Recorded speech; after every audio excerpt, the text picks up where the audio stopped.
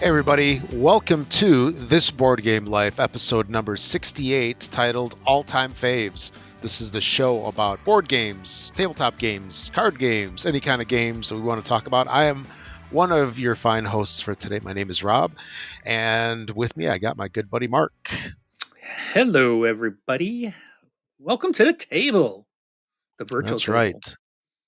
Or welcome to the, we can call it the Central Midwest studio and the West Coast, the Northwest Pacific studio. Northwest. Yeah. Or you're the PNW, baby. Pacific, the PNW campus, Yes. and I'm Central campus. There you go. Anyway, so we're not here to talk about geography, although we can, and we just did. We're not going to talk about towels. That was that other show, and appliances. That was that other show. This show, we're going to talk about games. So let's get rolling. What have you been playing lately? It looks like you got a really nice list. I've got a lot of stuff. It's been a while since we've been able to record, and so I went back. Like, what have I played this month? And several of these have multiple plays, but and you'll be now I all like a of bunch of these. I like a yes, bunch you of these. should, because several of these you introduced me to, which I think was our last episode. We talked about our little con we had at your place This board last game month. Life Con. Yeah. Yes. So I'll start off with the game. Again, this is a card game, and I've introduced it to several people. Um, my oldest son, who came home for spring break, liked it. My mother likes it, but we have yet to beat it. But it's one of those that are like, bring it again, bring it again. We're gonna get this. I played it Nice. with my gaming See, group, and that not doesn't work everybody's as well. skilled. Not everybody's as skilled as you and I. We make this like amazing team. We did. We pulled that off, but I will say I think this game is best for two players. I not in a group because you get too many people who are Well, like, "Don't play cards here. Don't play cards here," and it's like, well, what am I going to play? Because all the piles are spoken for, and you have to do something, you know. And if I would argue that if you played with two other Robs, it would be amazing. It's just okay, me. It's yeah, just me. Come on. that's it. So I also another game that you introduced me to that I've uh, brought to my. I take it now. This is in my bag every week. It'll probably go Oh, with me again nice. tomorrow. Is It's a Alhambra, classic. Classic. and I've got another guy that's in my group who had the game and had never played it.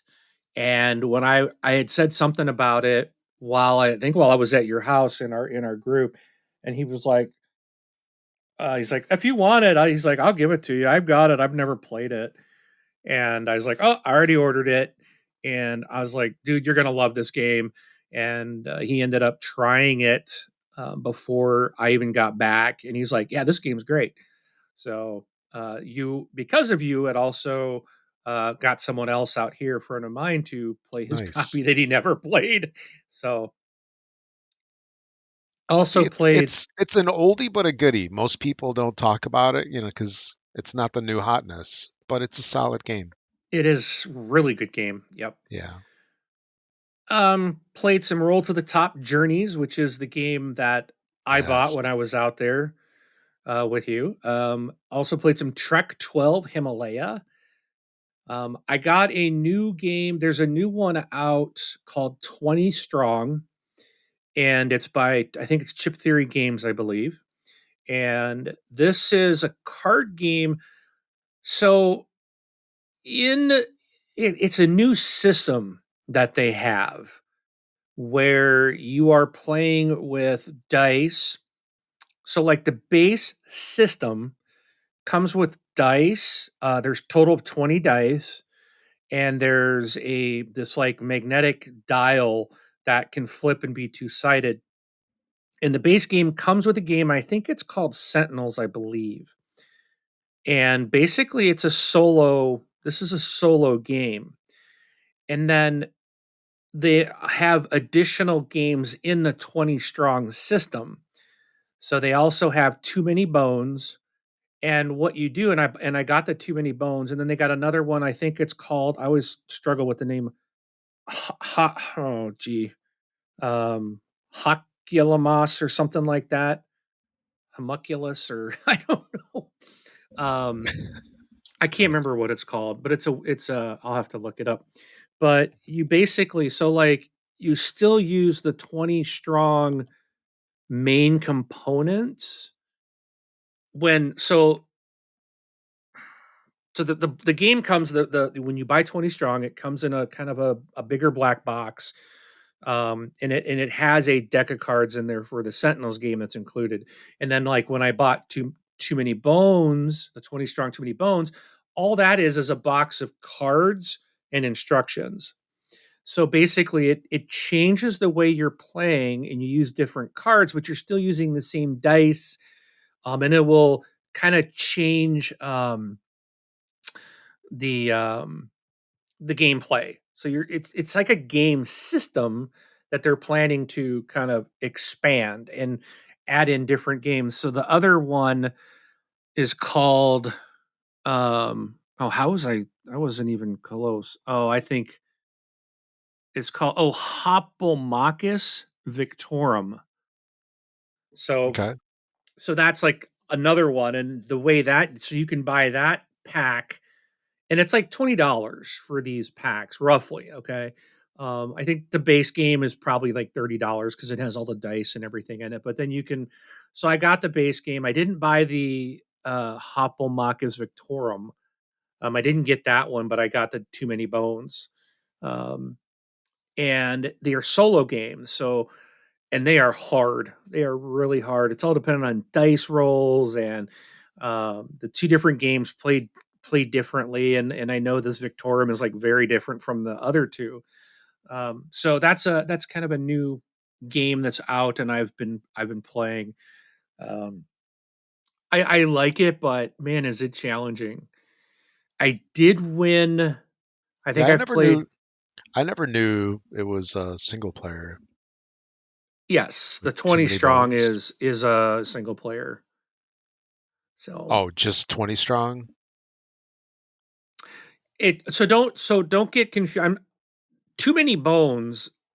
I'm playing 20 strong Too Many Bones. Not Oh, okay. not not the Too game many Too Many bones. Bones. Right. Gotcha, gotcha. Okay, I was So confused by that. yeah, so this is just this is like a Too Many Bones themed game that's in the 20 strong system that Chip Theory Games has recently put out onto the market.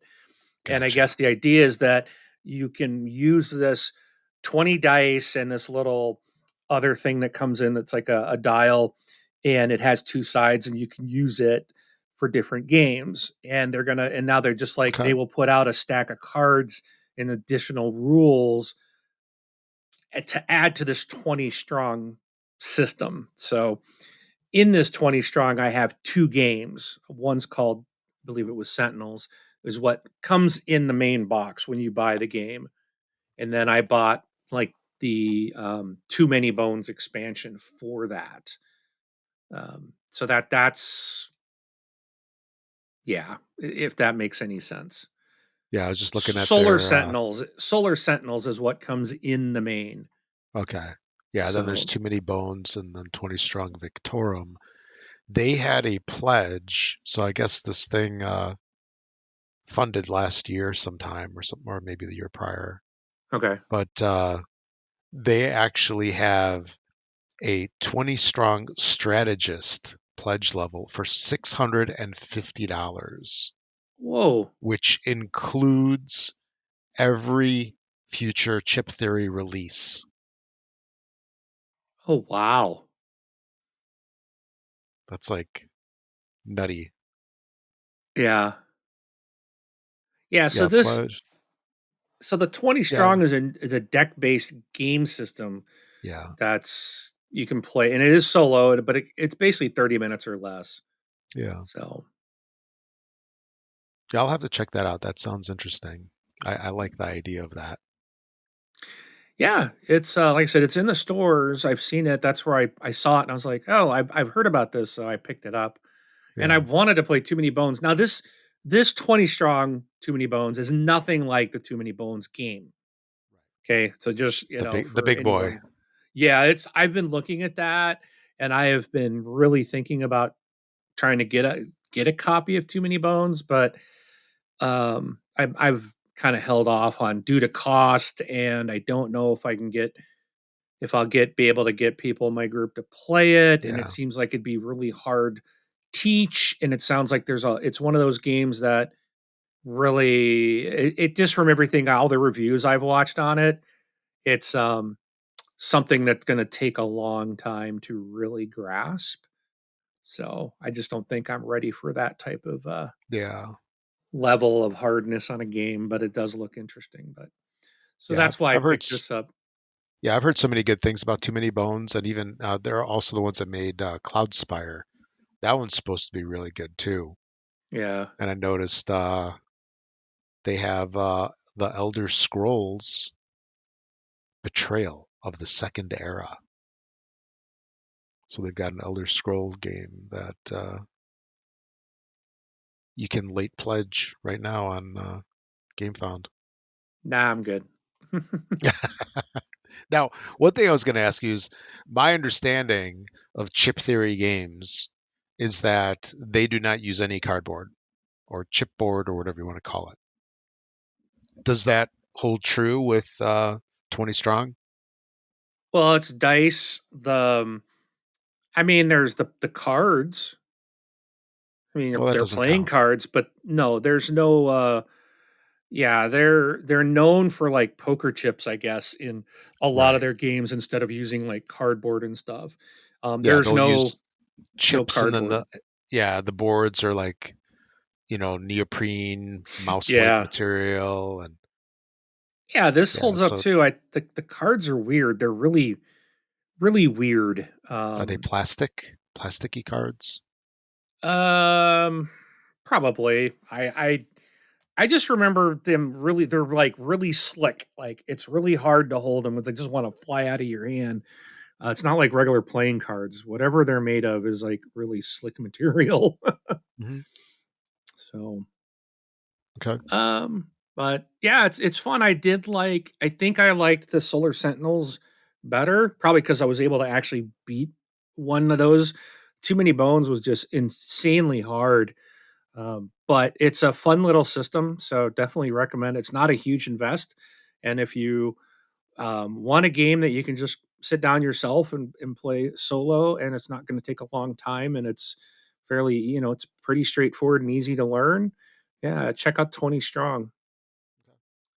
Also played some more Deep Rock Galactic. I'm on. I think I've gotten through 11 of the 14 missions. Yes, I have 3 left. And so I'm Nice. hoping that I can finish that game up by the end of this week and finally get it off my kitchen table, and put back on my display shelf until the expansions come out here at the end of this year. Then I'll have to pull it all back out again and play it some more. But really do enjoy it. But it's yeah, it's fun. My youngest son got a chess set for Christmas, and so he conned me into playing some chess. And yeah, it's chess. We split. He beat me, and then I beat him. So Okay. I'm just not a fan of the game, but it was fun that he's really into it, and a bunch of his friends play it. So I was happy to play that. Okay. Yeah, Uh, if you Go ahead. want a little bit more of an interesting game, it's chess-ish kind of, but more of a gamer's game. Look into Hive. It's got these really cool Bakelite pieces, and it's basically like different bugs on these Okay. hexagons, and you lay them out. Like there's rules on where you can touch, like rather where you can place certain ones, and then they have certain movements, just like in chess, right? Right. Where the different pieces move different ways, and it's chess-ish. It's not exactly like chess, but it's very chess-ish. Once you get used to how the pieces move and everything like that, it's a fun little game. And he might like that, and then you might like it better than chess. But just saying. Yeah, I could try, but Yeah. he likes the game, and I bought him a nice chess set for Christmas. So I gotta play what he wants to every once in a while too, even though Yeah, but he's like once a not he year. doesn't reciprocate.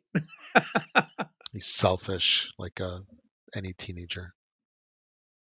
Typical teenager. All Yeah. right.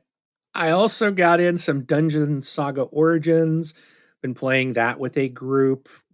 Actually, going to be continuing that mission and that storyline this weekend with my group that is doing this. So I'm playing in this game. I'm actually playing the what do we call it?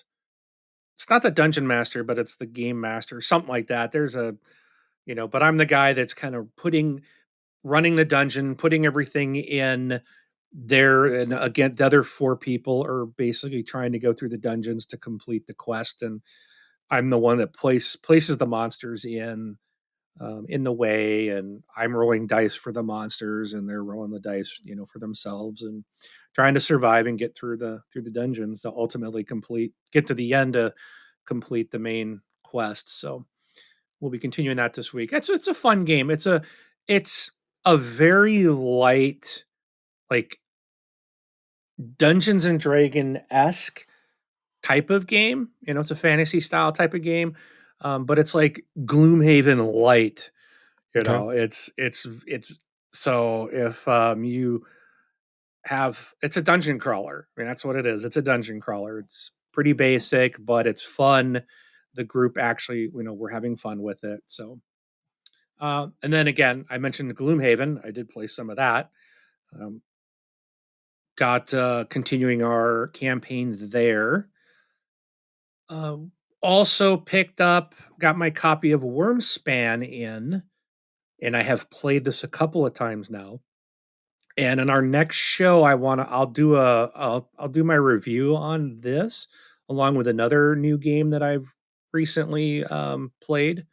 I guess I forgot about 20 Strong, but I'm not going to do a review on that one. But Wormspan, if you are familiar with Wingspan, they call this a Wingspan game, and it's if you're familiar with Wingspan and all the birds, it's the game with the birds, all the cards. This Big is birds. very similar, but at the same time very different.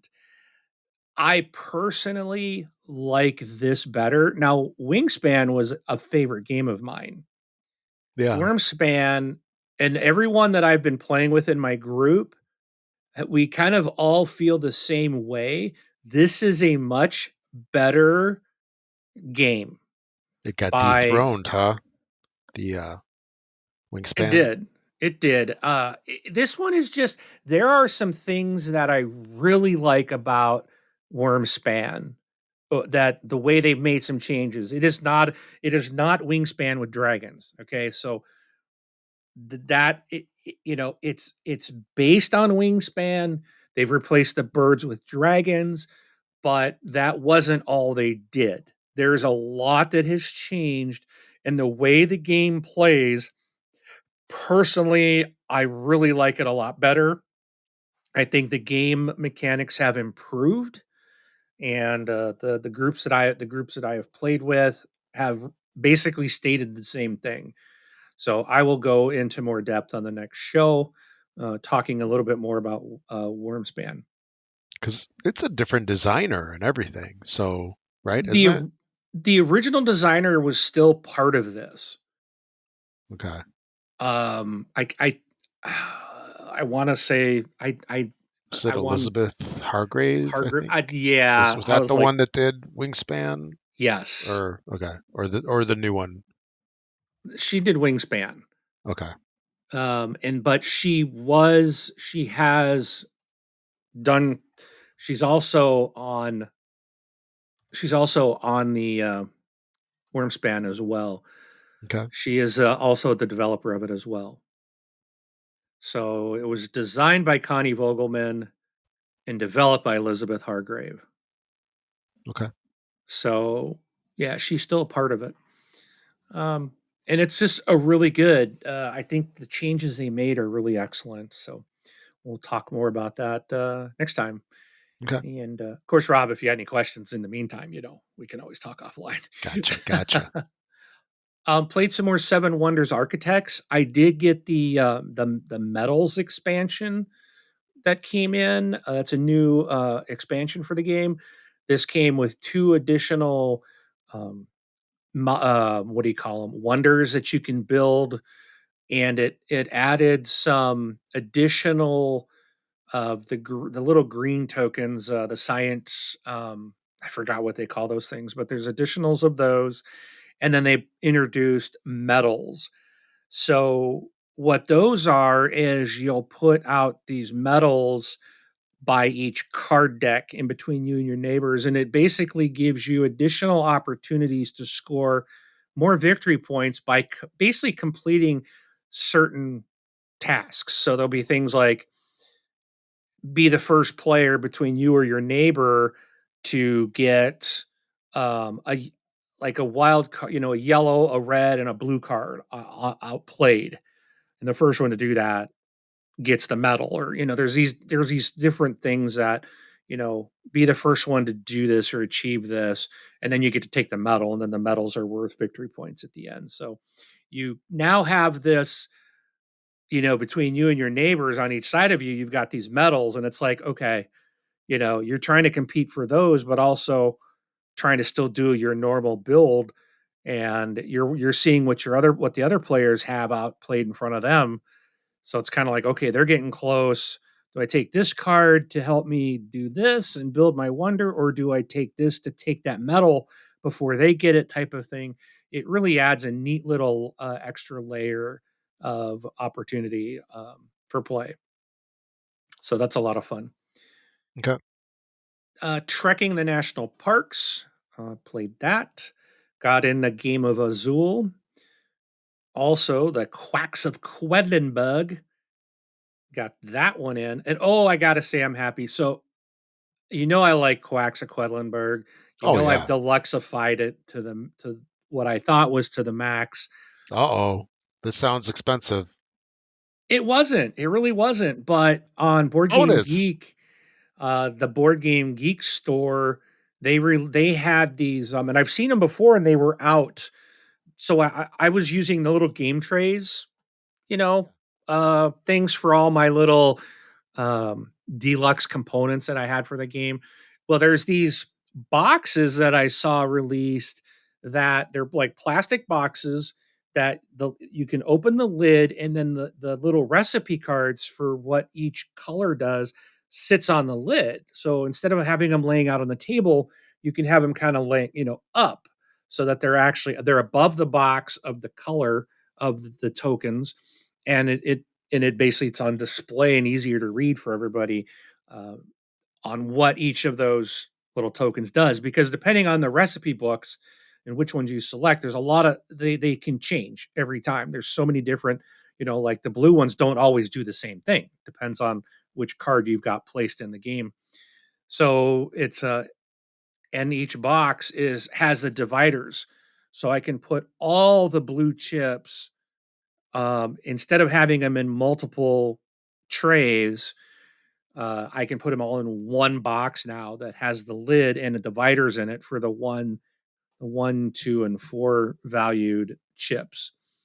And then each box is appropriately colored for the chip that goes in it. So it's like really nice. And now I have everything. It allows me now to fit everything into one box. So still get a little lid lift, but it took a lot of time sitting here moving things around, trying to get everything in so I could get everything out of the two boxes into one. So I'm really happy, excited about that. That was a nice upgrade. I know it's pretty sad we get excited over upgrades. No, no, not at all. It's totally understandable. Played some more Abduction, The duck also game. the Duck Game, and I did play Dwarf Romantic: The Duel. So you've heard me talk about Dorf Romantic. This is the new release from the same company. And what they've done is this game is now a competitive. They've taken a cooperative, relaxing game that is like a it's not a legacy game, but it is like a campaign game. You're working through, you're unlocking stuff and you're constantly replaying and rebuilding, and you get new things to help drive your score up.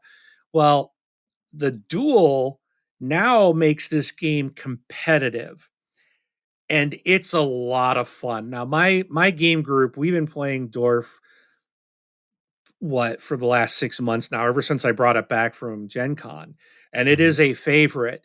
So I got Dorf Romantic the duel and took it out the last time I got together. And I'm like, okay, guys, we're now going to be competitive. And we basically did teams.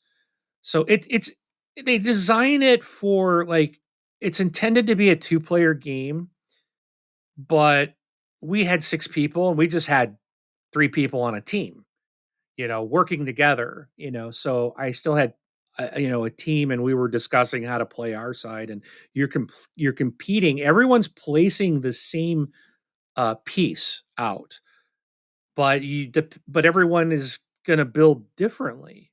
And it was we had such, we all ended up playing, all the tiles are identical, but our little land areas were so different looking that it was neat. It's just like you'd almost think that, well, you're playing the same tiles, you're going to build the same. That's not how it works.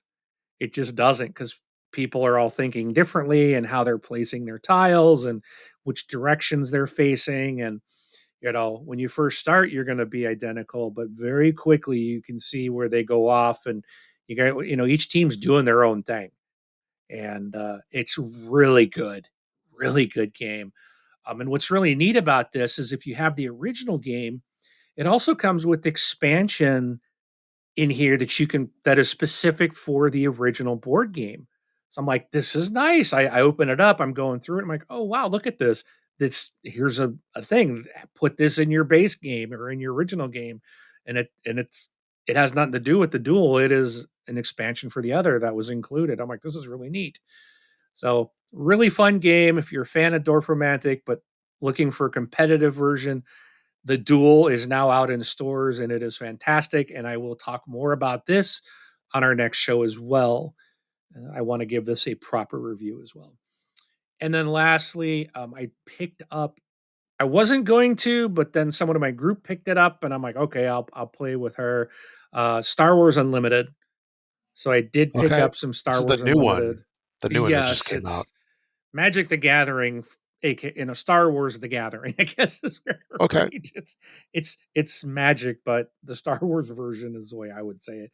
So I just kind of did like a test run, tried to get my son to play, but he was not reciprocating when I was nice to play chess. So next time he asks me to play chess, I'm gonna be like, remember Star Wars Unlimited? Yeah, Yeah. yeah, no. But I haven't officially played it yet. Picked up a couple of booster packs and looked through some things and kind of tried to create. So I got the starter pack, which comes with the 2 ready to go decks, a Luke Skywalker and a Darth Vader deck. And then I bought a couple boosters, and so I kind of put them all out, kind of went through each deck and removed some things. So I've kind of customized my 2 decks that I have, and then I've got some additional cards left over. But I'm gonna play with those 2 that I have, and we'll just see where it goes. I don't expect I'll get too much into this. It's going to be very expensive to do, and because you're always going to want to be buying packs, and you can end up with a crap ton of cards that are Yeah. dupes. That's how it goes. So I really don't want to go down that path, and I don't think I will, but I've got the game, and I'll give it a shot here with a friend of mine. As soon as she gets back in town, we'll sit down and try it out. But that's what I've been playing the last month. Quite a bit. Oh yeah. It's No, been there's fun. there's there's a lot of good stuff on there. You definitely got some great gaming in. And then Yep. speaking of great games, right? You like that segue? Nice Um, segue. yeah. And then I totally stumbled by calling it out. I should have just kept Yeah. rolling with it instead of bringing attention to it. But anyway, What a lame transition. I So I can amateurish. know. I can know. It's yeah. I'm new to podcasting, Yeah. so I have to get used to it. But so Mark and I compiled top 10 of all time for both of us. This is top 10 right now because this is ever changing. Although mine has largely not changed in a long time. So the struggle with a top 10 list, as we all know, I'm sure, is that there's so many good games that it's hard to pick like which games are truly good, and everybody has their own kind of criteria for what a top 10 game is, and this is just our criteria. This So was hard to do. yeah, And this was the first time that I've ever made a top 10 list for board for games. board games, yeah. Yeah. I mean, And we've done it for Xbox games all the time, oh, but well, yeah. But that was always like, what's our favorite this year? Like, this is yeah, one of yeah. those. It's like, okay, what's our all time, again, for now? And just, I've only been in the hobby for a little over a year and a half now, maybe. And it's like, there's games that I've loved that I'm like, at the end of it, I was like, whoa, they're not in my top 10. Like, how did that not get there? And then things I thought would be one or two turned out to be four or five or six. It's like, huh. And then even looking at it today, I've had this list sitting here. I'm looking at it today and I'm like, is this right? you know, I don't know if it might have to get jumbled a little bit, but I'm going to stick to what I've got. But I think over time, there's going to be there's definitely, like you said, it's a living list. It's going to get changed. And yeah, and the thing too is with a top 10 list when you've played, we'll say hundreds of games, right? When you've played like so many games over such a long time, they're they're like all great games. It's like they're almost all tied for one for first place. And it's like I find myself choosing the order of these, and it's kind of like on a scale of 1 to 10, with 10 being best, you know, these games are like, 9.995, 9.992, Yeah. 9.8. Yep. They're all like so close, and the list that we put them in is all sort of arbitrary. And for me, the order in them is just it's like it's an organization of fondness, if that makes sense. And almost like not nostalgia, but it's like there's a reason why each of these games is special to us. Yeah. And it's sometimes more than just the game itself, it's experiences that we've had. What were you going to Yes. say? I think any one of these on my top 10 could be sitting in my number one spot. Yeah, same with me. It's, I feel like this is a top 10 of my number ones. These are my top 10 number ones. Is more, and then like the number 11th on my list would be my second favorite. Like I have to make another top 10 of my number two games. Hmm. And even some of them could be in number one. It was like, I, I was like, I didn't want certain games to drop out of the 10. Like whatever, like what whatever's in 11, I'm like, how is this not in my top 10? Like, how did this Right. happen? Hmm. So, I get it. and I want to make one comment here Yeah. that you should be ashamed of yourself because I spent what 4 days at your place and you didn't teach me not one of your top 10 games. Okay, one of these you've taught me in the past, but the other nine, you had a great opportunity to share these with me and you So didn't. so all of them, but except for two. So okay. Cast. Sorry, Yeah. spoiler. Never mind. I'm not. We'll just leave. We'll I just leave it at Yeah. that. I almost. Yeah. Okay. Don't. Yeah.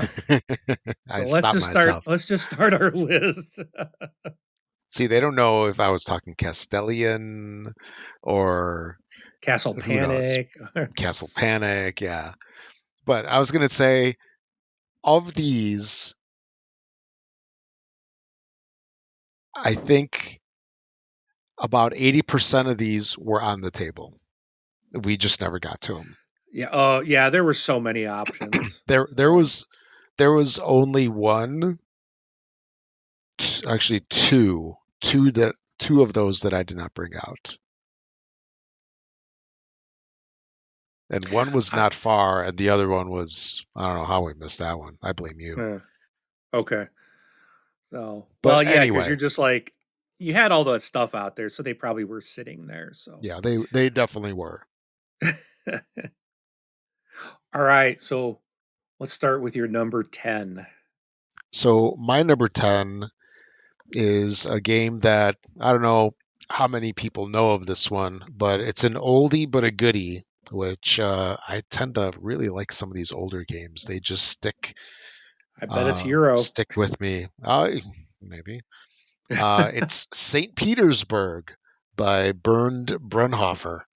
And man, this game is like 20 years old now. I think it came out. Let's see, when did it come out? Like 2005, I think. Let's see, I just pulled it up. Yeah, 2004. So yeah, 20 Uh, years exactly. And oh, look it's at that cover. yeah, don't Dude, it looks just judge. like it looks exactly like Orleans. Don't judge. It's a very, I mean, St. Petersburg's a city in Russia. It's kind of like a very Russianish looking thing. It's got a dude on a horse and it's got like the Russian churches in the background. But anyway, this is a really awesome card game of all things where you're collecting different kinds of cards and basically trying to make sets. And it's just so much fun. I've had so many great plays with this game.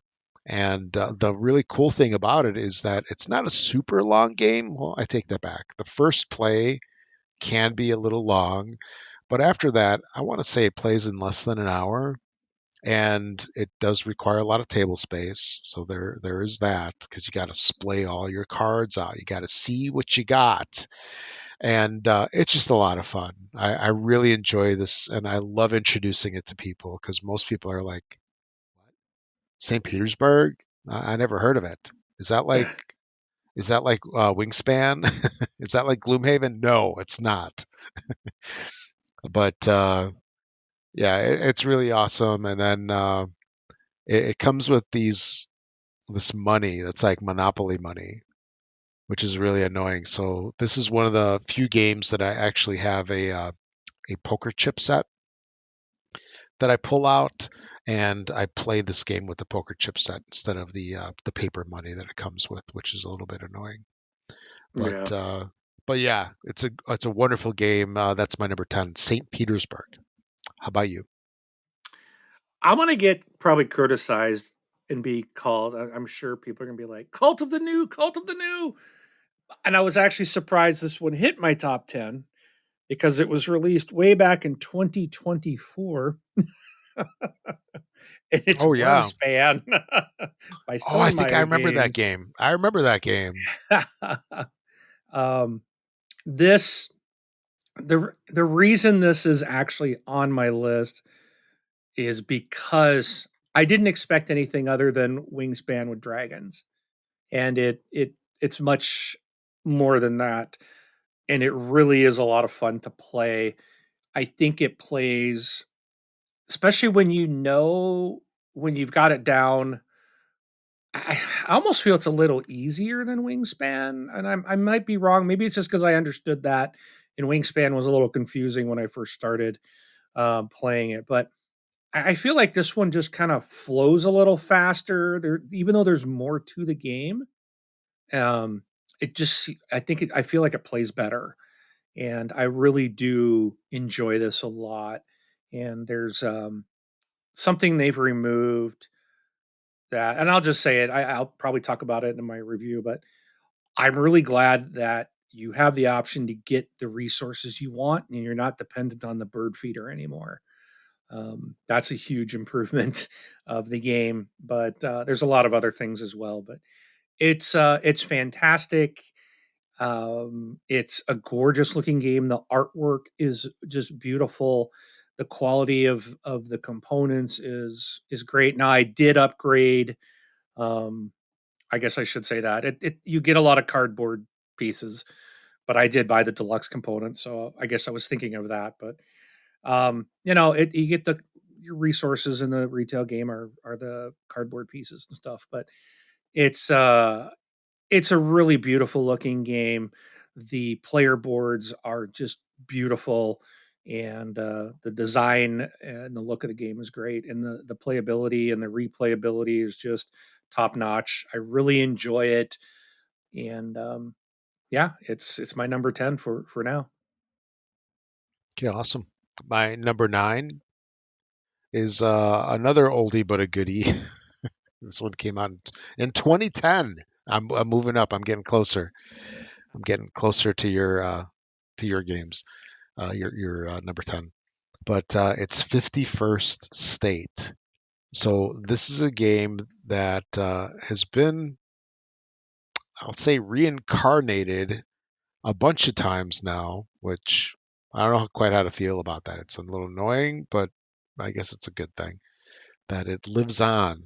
So 51st State came out in 2010. It had a couple of like add-ons, expansion kind of things, and then they came out with the 51st State Master Set, and then the game got re-implemented into Imperial Settlers, and there's a new one that came out. I think that's also tied to that as well. But anyway, it's by Portal Games, and it is a card game that plays like a board game, which I think is so cool. So you have these cards that you play down in front of you, and you're basically making a board, sort of. That's the best way I can describe it, and it's just so much fun. It blends two different worlds. That's how I'm going to describe it. It blends because you know how it is to play a card game. It's like you get the card game vibe from it, and then board games they hit different. Because it's got you got your big board, your real estate in front of you, your pieces, and it's just cool to have the merge of the two because I don't feel like a lot of games really have that. But it's a great game. I love it a lot, and I just don't want to keep rebuying it. That's the most annoying thing because I've got the original, I've got the add-ons, I got the master set, I got Imperial Settlers, got a bunch of add-ons to Imperial Settlers. They're all pretty good. I think between the original Imperial Settlers, so Imperial Settlers is a little bit like 51st State Light. Maybe that's the best way to put it. Yeah, it's not as this like dystopian, not as harsh as the characters on it are a little more whimsical, a little more cartoony. It's more family friendly, I guess. Not that the other one isn't family friendly, but it's not as cartoony. But yeah, my number 9, 51st State. Love that game, and it's always going to hold a special place in my heart. All right. So my number 9, I got to go way way back to 2021.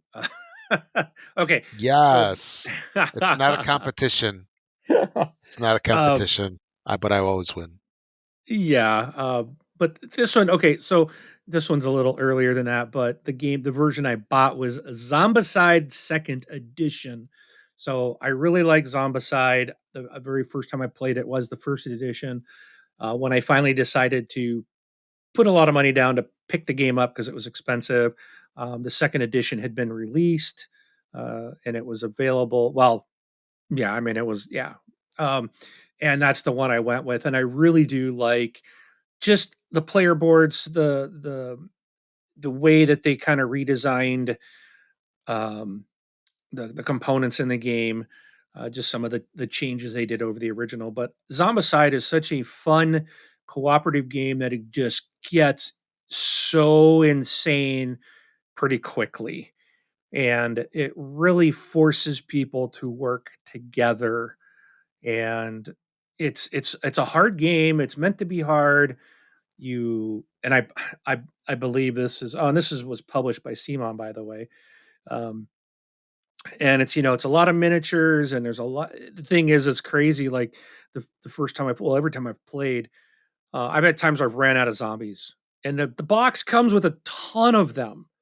I mean, tons of zombies, and you could run out because there's that many on the board, and it's just you and a couple players surrounded by them, and you're trying to move and fight and survive and get your objectives done and get to the exit. And it's like there's 1,000 zombies in the way. Okay, maybe not 1,000, but there's like 50 zombies on the road between you and the exit.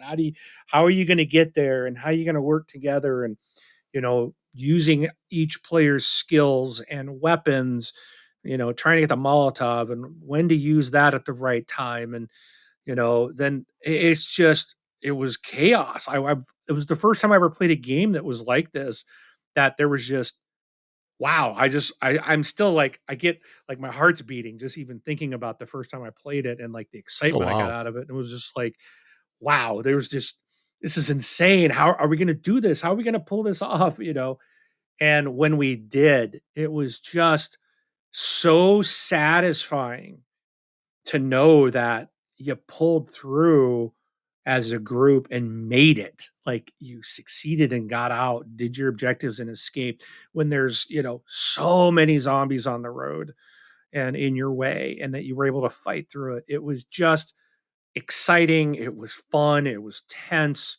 At times, it would be a little rough depending on who you're playing with, especially if you have some alpha players that aren't used to cooperative games and working with people. Well, I'm just going to do this, okay. And then when you die, we all lose, it's, yeah, it was just very different and a unique gaming experience for me, and it impacted me. And I got the game, and I bought a bunch of add-ons for it. And sadly, I don't get it to the table enough, but it's absolutely my number 9, and will probably stay on. Where I could see Wormspan dropping off, I don't. I think Zombicide will stay on my top 10 for a very long time. Very nice. Yeah, that's an awesome game. My number 8, yeah, my number 8 is another kind of like odd-ish game. It's called Innovation by Carl Chudik. If you remember, we played Carl Chudik game Uchronia, Yeah.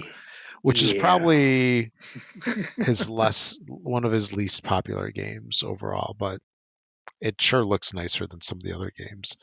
And if I was going to knock Innovation at all, it would be that it's like it was made with clip art.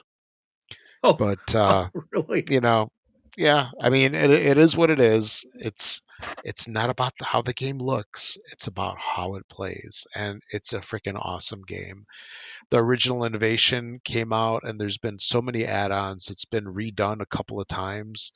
Um, man, I don't let's see if I don't remember exactly what they were. There's like an Ultimate Edition, and yeah, Innovation Ultimate, and then I just got a brand new one. So it was like a redo of Ultimate, I believe, that has surprisingly similar art. They didn't change it a whole lot, but the gameplay is still great, and then it's got all the add-ons and all that good stuff all in one box. But it's a fairly small box game, and it's just unique. I love Carl Chudik games altogether. They use cards in very interesting ways. This one, like how Uchronia, when we played that, it splayed the cards underneath a board, right? So you had cards above, below, then you had cards to the left and to the right. With innovation, it's basically a city builder game that I'm sorry, not city builder, civilization builder game where you're building a civilization across like multiple ages. And as you collect the cards, you're splaying cards like to the left, right, up, down, in different directions underneath each other. And then that kind of like powers up the cards and stuff. But it's just a really cool game. It's uh, it's one that takes a little while to get used to, but once you get used to it, like there's nothing else like this, and that's the kind of stuff that I like because there's so many games that are so samey, right? It's like, yep, been there, done that. This is unique in its own way. So that's innovation, my number 8. All right. I think you're going to be able to tell that who the newbie is in this in this going through these lists. Who's the newer That's gamer? that's Um, it doesn't matter. It's all about gaming, dude. so I'm way teasing back you in when I say it's way old. way back in 2023, Yeah. at a little con called Gen Con, I was introduced to Thunder Road Vendetta, Yes. and I went and played the demo, and I'm like, this seems, and it was weird. You're playing with other people that you don't know, and the guy that was really didn't fully understand the game because he kept going back to talk to someone else about how do we do this and what's this mean. But there was something there that I'm like, this I think would be a lot of fun. And I remember buying the base game, and then we went to Franco's house afterwards, and we played. I think we buy no, it wasn't that night, it was like the next night. I think, yeah, because I was looking more at it afterwards. I hadn't opened it, but I was looking at some stuff online, and I know we were talking about it, and I was like, man, I really wanted the all in. I wanted the Chrome maximum Chrome edition.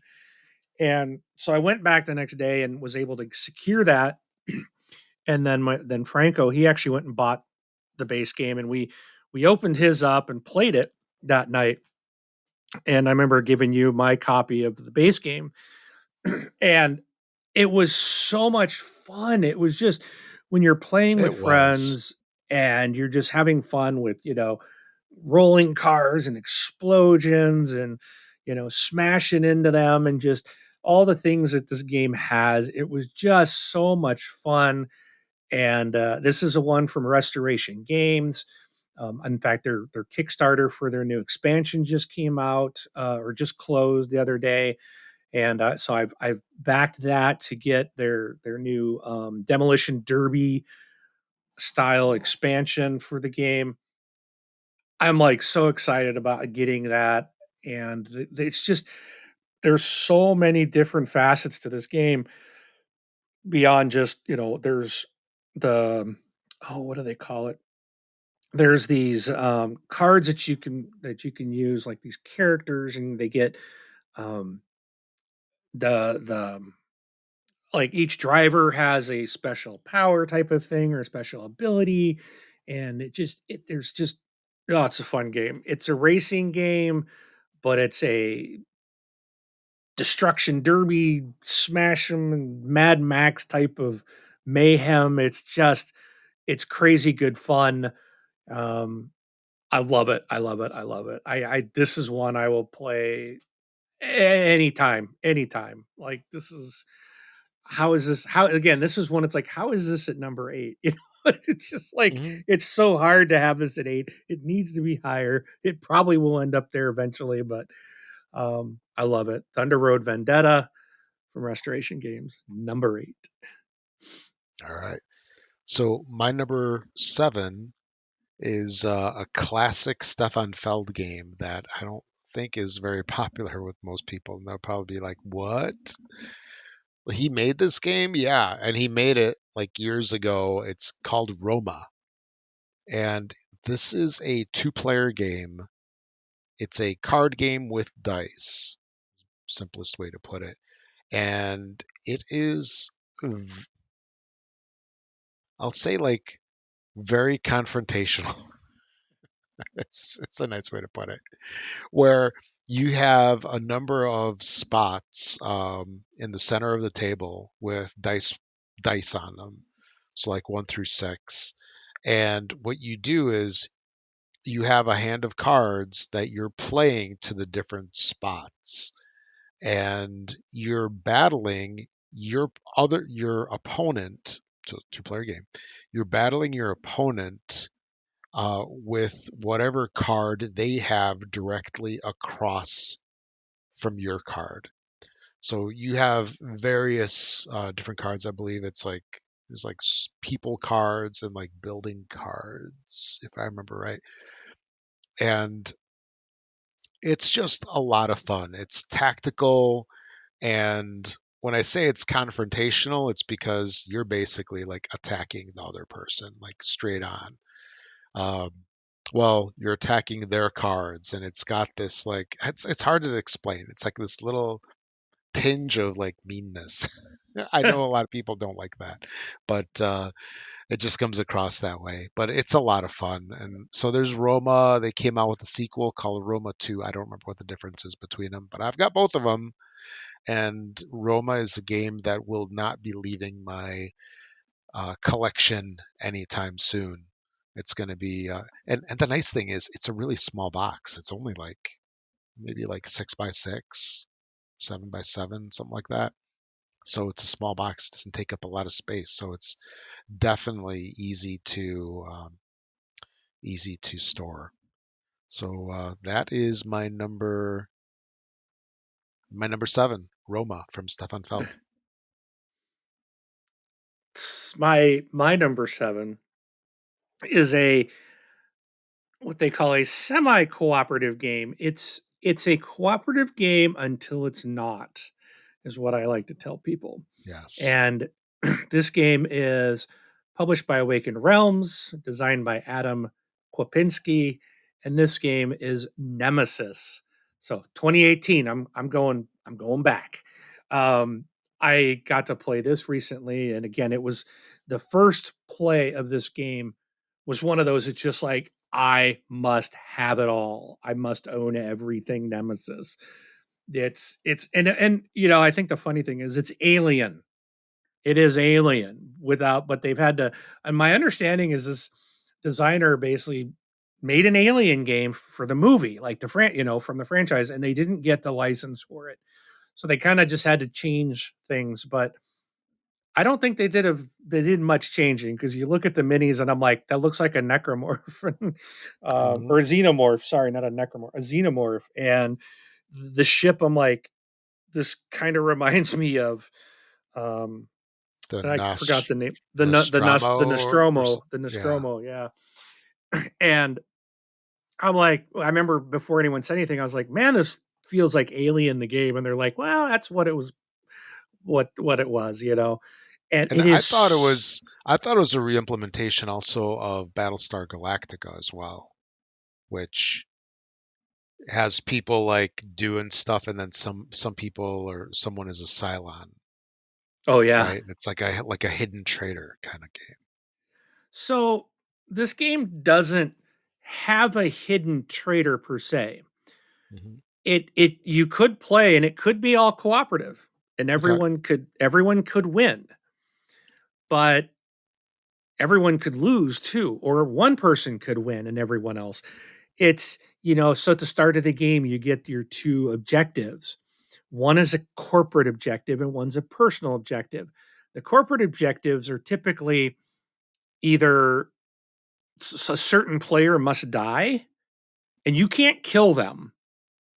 You just have to try to affect the environment or affect the game somehow, or if they're being attacked, don't help them. If they're being attacked, don't go help them. Let them die, right? Type of thing. You're not allowed to attack other players, but you can sabotage the ship and do different things like that to ensure that they don't live. But or it could be like nobody lives. None of the other players, like you're the only survivor. And then there's the personal ones, which might be like do an objective or like fix this or go do this to a computer or set, you know, set your objective or your, the navigation system to Earth, or, it could be more friendly where everyone's trying to go to Earth, or, fix an engine or something like that. But the thing is if no one necessarily knows what your objectives are. So when someone's always going to go check the nav system to make sure we're pointed to Earth. And when they look at the card, they're the only ones that gets to see it. And they see what it's currently set to. And they may make a change or they may not make a change. And they might tell you, okay, it's already set to Earth. Or it could be set to Earth and maybe they change it to go to deep space. And they might tell you, okay, it's set to Earth. You don't know. And then someone could be going, oh, this engine, they would look at the engines. Oh, this engine, because you have to have your navigation set and you have to have at least 2 working engines. And so someone's got to go check the 3 engines and make sure they're good. Well, they also have the ability to sabotage them. And you don't know unless a second person goes and checks the work. But there's typically not enough time for everybody. The game doesn't allow the time to go behind everybody to check things because there's too much that has to be done in the ship. And then the aliens are going to attack. And you're trying to survive those and you're trying to meet your objectives. And like once the first alien comes out, then everyone has to select either the personal objective or the corporate objective that they're going to try to do to get their win condition, and nobody knows what they're doing.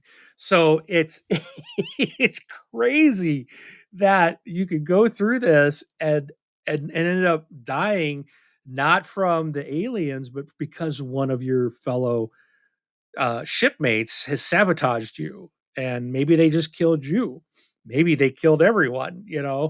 It's insane. It had so much of the like zombicide vibe of this just intense like stress and not knowing what's happening. And I remember the second time I played, I went to get in. I was like, okay, I got my objective done, and I'm going back to get into the hibernation pod, and that's all I have to do. And so I get back there, and my next step is to get in. And one of the other players throws out an interrupt card that basically stops me from doing that. And I'm like, what the heck? I thought we were working together. And his response was, I'm getting in first. Ah, And which wouldn't have impacted him, because he was the next player. But he wanted to make sure that he got in that pod and that nothing would stop him from doing it. And he did. And he got in, and then I had to wait a couple rounds to wait for my turn to come back. And in the meantime, more aliens are spawning. And it was just like, I did get in and we all survived. Except for one player who died early on. But then when she died, she got to take over and control the aliens and where they went and roll for them instead of it being kind of automated, so to speak. So made it a little harder because now she's like, okay, this is what I'm going to do to take you all down. Um, so it was just very interesting that it has very limited ammunition. You can search rooms up. Rooms will have certain, but then some rooms like you can only search a certain type of supply. Some are ammo, some are health, some are tools. So you might be in a room and you need ammunition, but the only thing available are tools. So and maybe there's nothing left to search. Maybe everything's been searched because there's only so much searching that can be done per room. And it's just incredibly fun and stressful. And it can be like make you get a little angry with your teammates because it's cooperative until it's not. yeah. So super fun game, absolutely. So that Nemesis is again my number. Was that 7? My number 6 is I'm going into the Wayback Machine with Glen More. This is a game from Matthias Kramer, and it's probably like his first best known title that he came out with. So Matthias Kramer, he made Lancaster. Most recently, he did. what was that game? Craftwagon and Watergate. Yeah, those are like his two most recent games that are fairly popular. And of course, Glen More 2 that came out on Kickstarter a couple years ago. But the cool thing about Glen More, other than, can you guess what kind of game this is, by the way, Mark? Would you say Euro? Duh. I would say Euro, yeah. Yeah, it is absolutely Euro. You are correct. Ding, ding, ding, ding. Winner, winner, winner. But it's a really awesome game. Think of it like a funky adaptation of Alhambra. Oh yeah. Maybe. So the thing with Glenmore that I really enjoy is that there is sort of like I'll call it a rondel that has tiles placed, and it's a circle, or it's more of a square actually, but it's a circle where you have player pieces and you have tiles at the different, I'll call them squares, and you move your player piece onto a tile and you collect that tile and then you place it on a player area in front of you, very similar to Alhambra. Okay. Okay. You know how you're building your Alhambra, right? You're Oh placing yeah. the tiles down. Very similar, except very different theme, right? It's like Scottish, um, dudes from 17, 1800s, something like that. And you're It's not making Scottish, it's clap. Scottish, correct. But so you're taking these tiles and you're placing them in front of you, and you're placing meeples to get various benefits on the different tiles. And the thing that I think is really cool about this game is that it's one of the first games that introduced me to the person in last place goes first, if that makes sense. So you Okay. have a a set of tiles in this square, we'll call it the rondel, and whoever's in last place gets to go until they're no longer in last place. So, for example, if I was in last place and then you were 6 tiles in front of me, I can take as many turns as I want until I get in front of you. Then it's your turn. Uh So okay. I can take Like multiple patchwork does tiles. that, yeah. Okay, yeah, yeah, yeah. I think you're right. Well, actually, I know you're right. I But am right. What did I say yes, about you doubting me earlier? I don't know what you're talking about.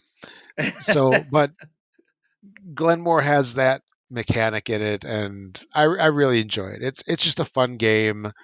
Uh, it can be a little thinky. Placement is very important, and it's just a lot of fun. I enjoy it a whole lot, and I believe it's on Yukata. If so, some of these games are on the different sites. Yukata, I believe, has Glenmore, and it's a great game. Definitely give it a thumbs up, and that is my number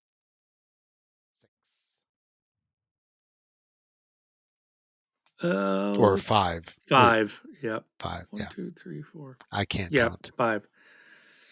All right. So my number five hails back to the time, the days of yore, when this was released in 2023. Okay, it was earlier than that. And Rob, you'll be proud.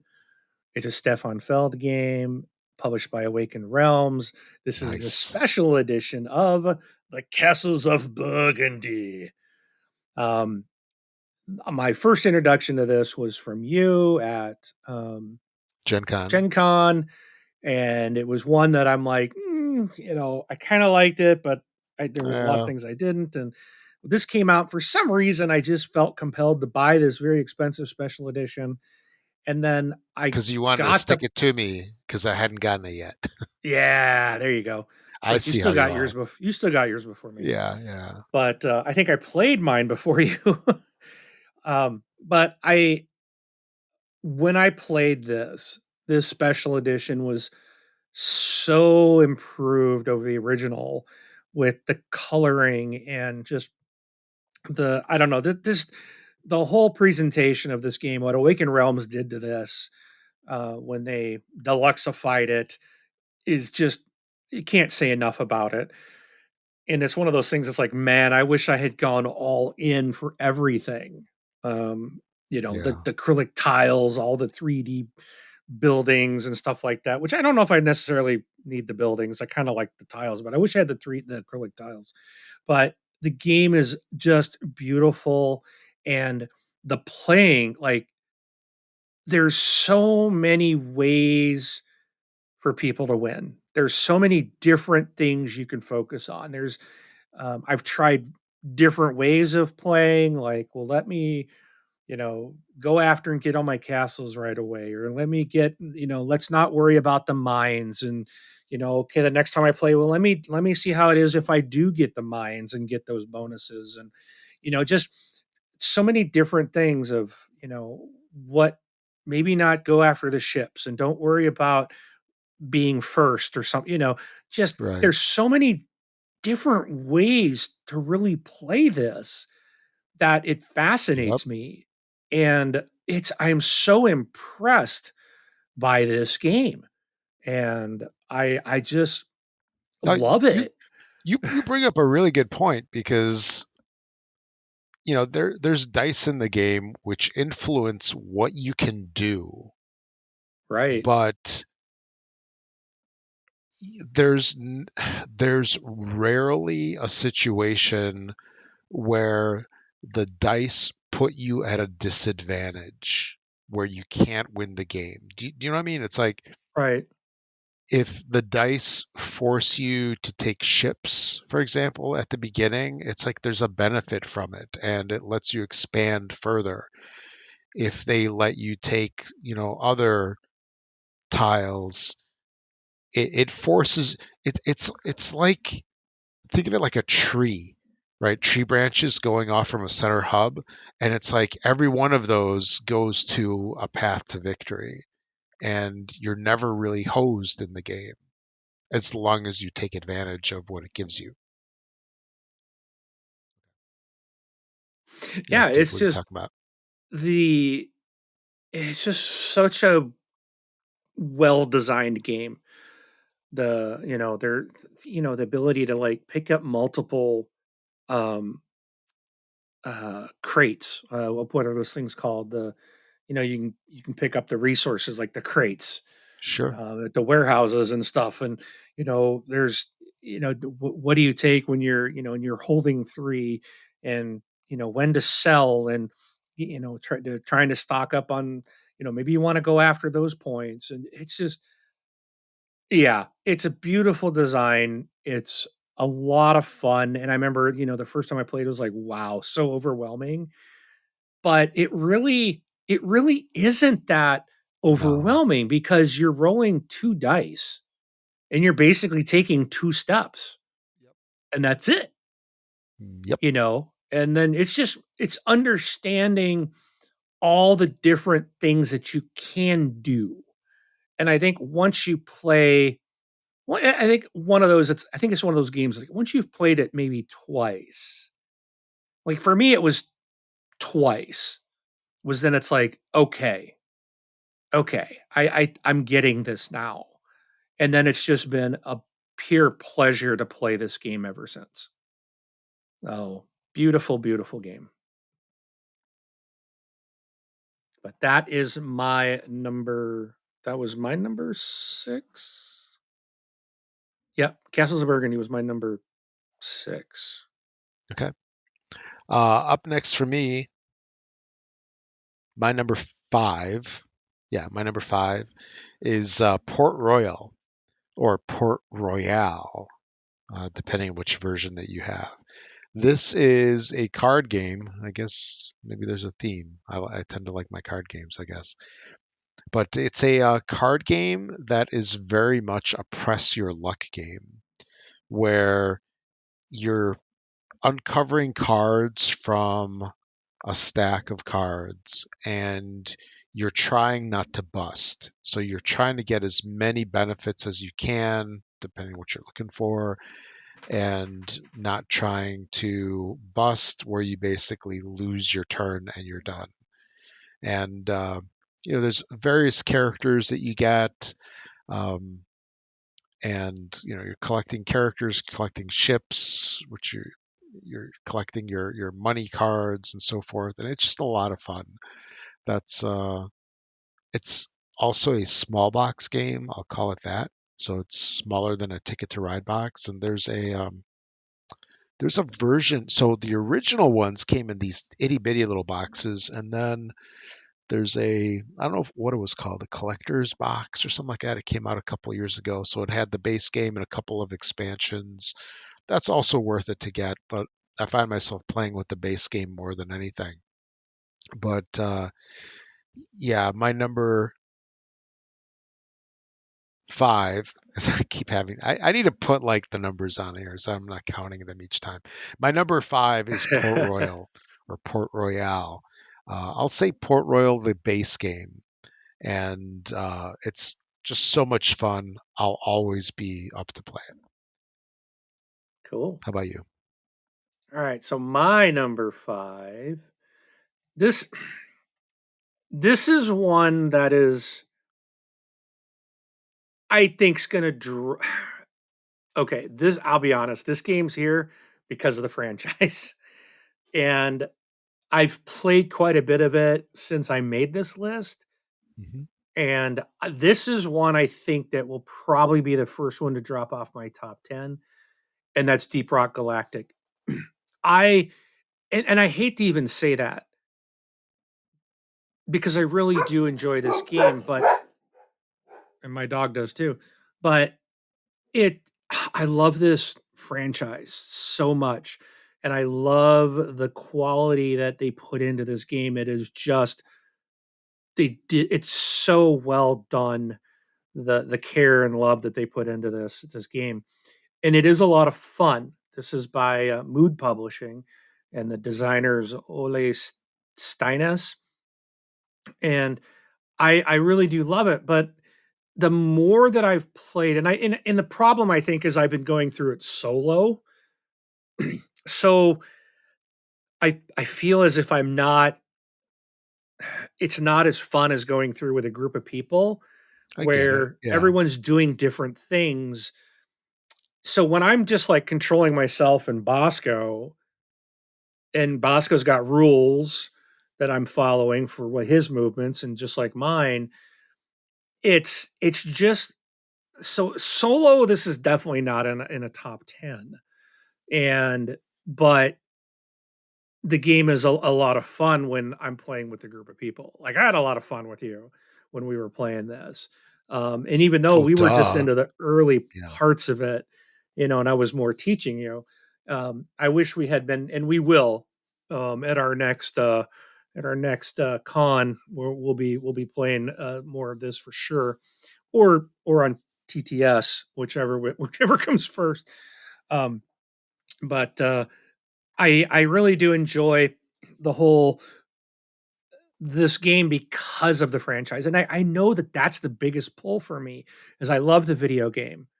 I absolutely love this video game. It's so much fun, and now they've got a new game called Survivor, which is like a bullet hell game or auto shooter or whatever they call it, Bullet and hell. that Yeah. is also fun. But a lot of that from the video games is the commentary, the audio, the just the sound effects and stuff that they've done that like when I'm playing the board game, I can hear the director talking. I can hear his voice.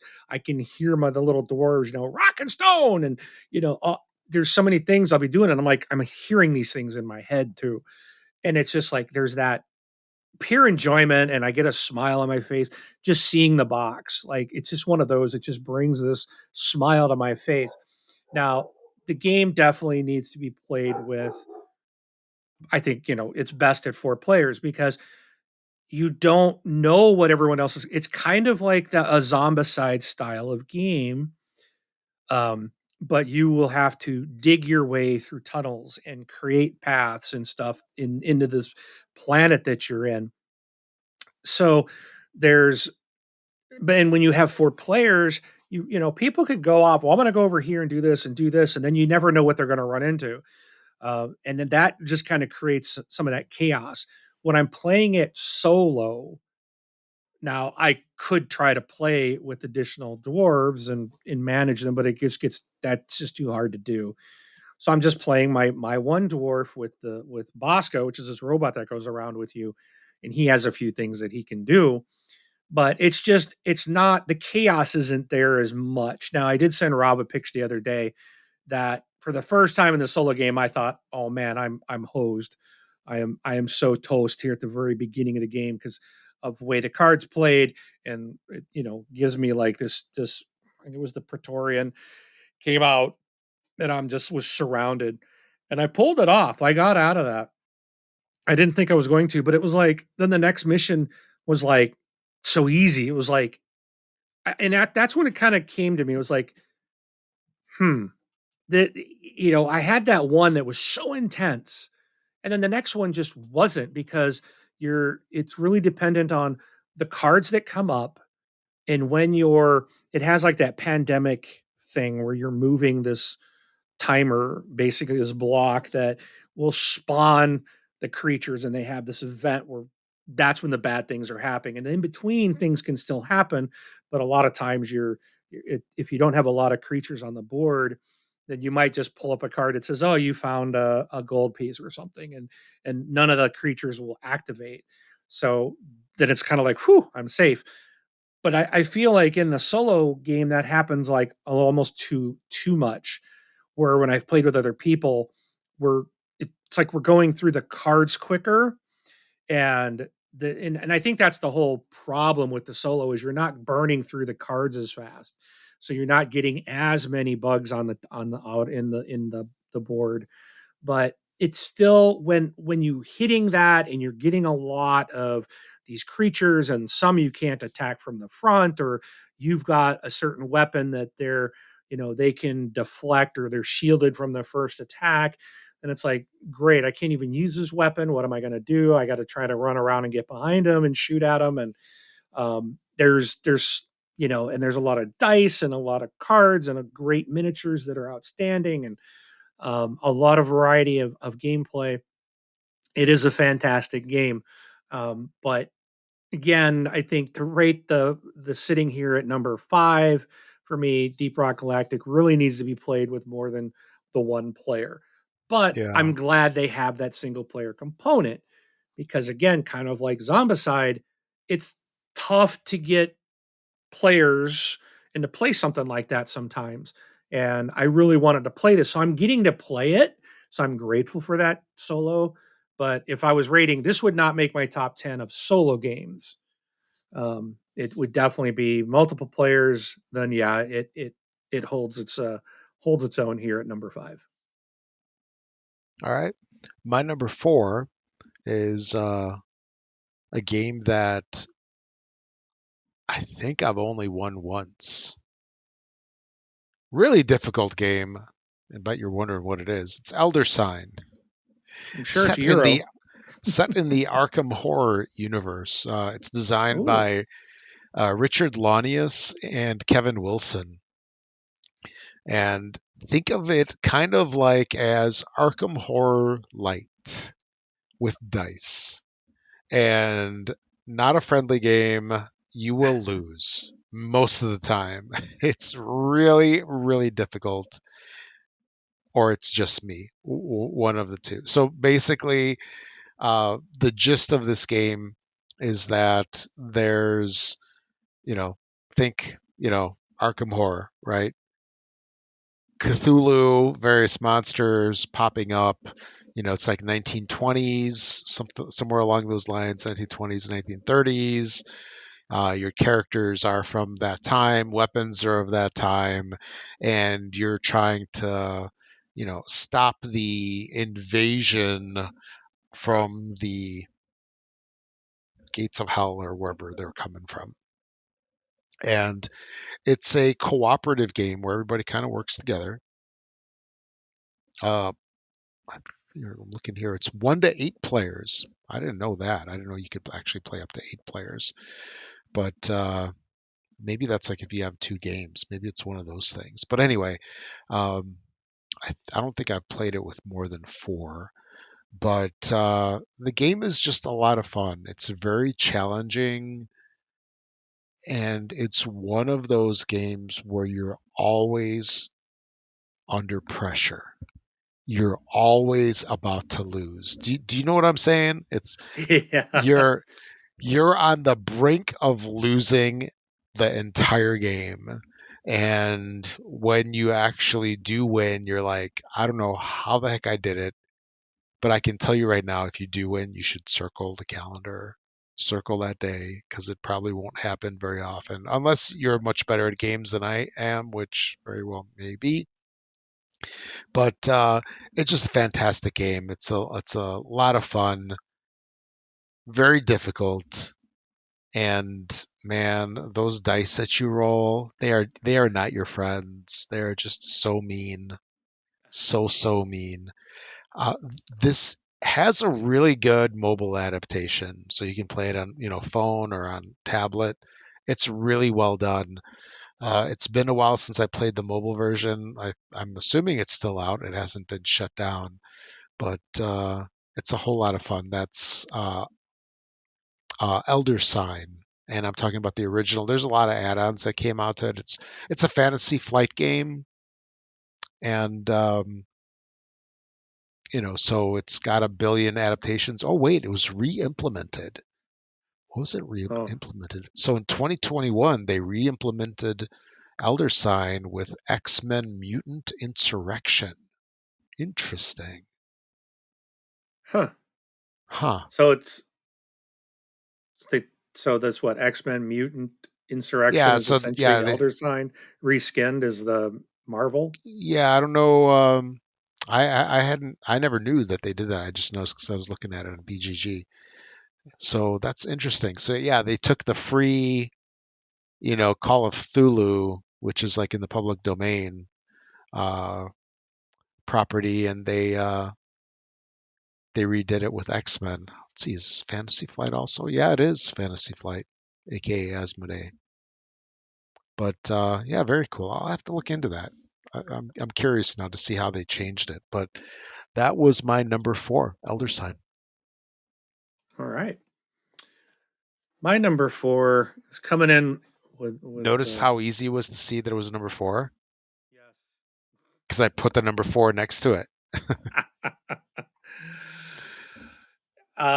My number 4 is another dungeon crawler, but it's one that you're not gonna know where you're going until you decide which way you want to go, and that's Clank Catacombs. I fell in love with Clank when I first played it, and when I played Clank Catacombs for the first time, it's like, why would I ever play any previous Clank game? I love the whole idea that you can't predetermine your path, and if you've played a game a lot, then it's like, okay, someone could always just follow a certain path. And you get into the rhythm of doing things and kind of, okay, this is what I'm going to do. Well, you can't do that in Catacombs because the board is always changing. You never know. You have to commit to a path and then you flip a tile and it's like, what's on this tile? And then where do you go from there? And it really makes Clank just adds some more. I wouldn't say more complexity. It's not complex, but it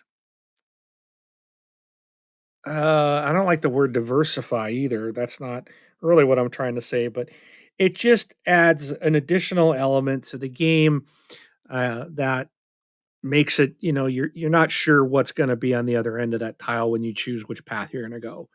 So it kind of ramps up the unknown for you.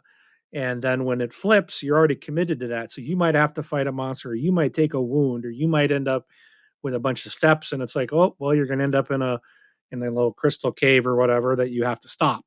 Um, so I really like that idea that nobody really knows where they're going. You're just trying to forge your way. So it really feels like a dungeon crawl because you don't know what's in front of you. And I think that is such a unique game style that, all these games are called dungeon crawlers, but you typically know you like, even in the game that I talked about earlier that I had played, Dungeon Saga Origins.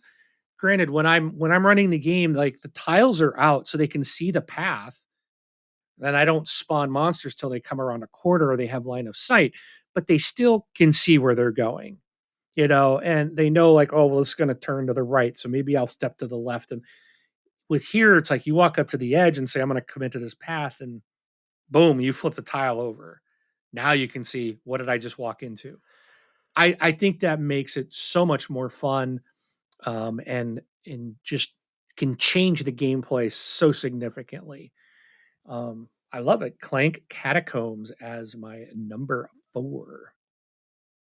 Number 3 for me is one of the most like pivotal deck builders for me in my gaming career, and that's Ascension. I really struggled whether I should put Dominion on the list, but Dominion did not make it, unfortunately. It's Ascension. And that's just because Ascension, I played the heck out of it. More than Dominion, I played a lot of Dominion, but it was just a little different, and it felt like it played quicker. So Ascension came out just after Dominion. So it was during that craze of deck builders are awesome, deck builders are cool before it got like really like played out and used up. And with Ascension, there's a lot of add-ons that came for it. My favorite is probably going to be the base game, although the add-ons did do some cool stuff to it. It's Ascension is by Stoneblade, or I think it was Gary Games originally. I forget because Justin Gary is one of the designers of it, and and he made a bunch of other games following that, like Soul Forge. There's a new version of it called like Soul Forge Fusion, something along those lines. But anyway, Ascension is just a heck of a lot of fun. It's your typical basic deck builder of you have your hand of cards, you can use your cards as money to buy cards from the market in the center, and it's just a lot of fun. It's a heck of a lot of fun to play this game. There is an app version of it that some people really enjoy. It's fun to play it because it's so quick. There's no shuffling of cards. You can literally play a game in 5 minutes, but I just like playing it with other people, even though I hate shuffling cards. I just like having it at the table and playing the cards in front of myself and playing the game. While it's fun, it feels like an empty experience to me. But my number 3 is Ascension, a fantastic, fantastic deck builder game. It came out such a long time ago.